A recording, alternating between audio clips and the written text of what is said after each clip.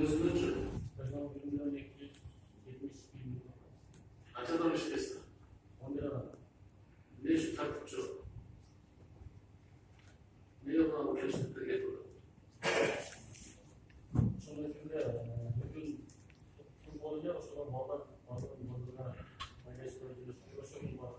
Siz özünüz futbola besliyor. Siz o şöyle hareketler besliyor. Siz sadece başka bir hareketler büyük olan bir böyle. Bu yüzden siz de 30 yılda belki aykan yolları bir Cumhurbaşkanı deputatları, görev kaderleri çözümünü vardı olacak.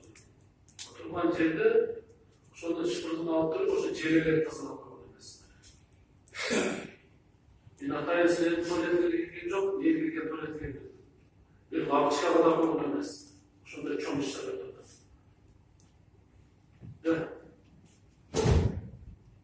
Tamam, direktörü oturuyorsun. Milyon numarasında. Ben size Vander'dan gelip bir o taşlı futbolist yok. Sayılarda beraber olursun. Size akıllı eski akıllı. Nani düşünmek gençlikte getirmem olsa birbirinizi camanlı böyle özünüz öyle. Çok sevilen emekli futbol oyunu. Akıllı. Taşlı futbolist olsanız, taşlı ne olsanız biz bulmaktan çıkıyor. Direkt istedim ama sağ istedim. Ekileceğim ben. Eğer teşkil tamam olsun, görecek başlarız.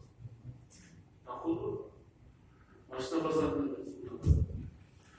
can görünüz, marketçikler arasında alıp durup birlikte çıkıyor. Bir ayın içinde sonra kaynaklı para varlıklı meydanlaştırıyor. Yani çocuk kaplarından da egzal para, odur kes hazır. Sevgileri bakar, böyle yerine mantık olmaları peşliyor.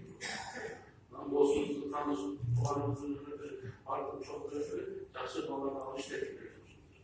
Akıllı gerçekten var olan çekirdeğin çık pazar emesi de o spor pazar, zeytin pazarı, yerel masasında var.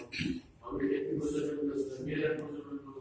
Akıllı koşuyoruz. Bunların bir şekilde burada dersler işler var. Akıllı var. Bir meşru var. O aldırın yaşlar var. İşte şarkısının yaşlarına otururlar. Bu yüzden bir şey işte. Akıllı.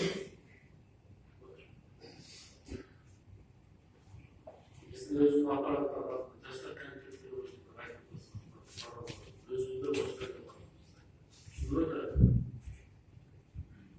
kim bu var? Taşlarken Zedektör şarkısı. Evet, tabii. Ülkenin noktaları şöyle oldu. Yılda Bolucu Kongres'te var yaptım. Yasal Kongres'te gittim. Yıllar,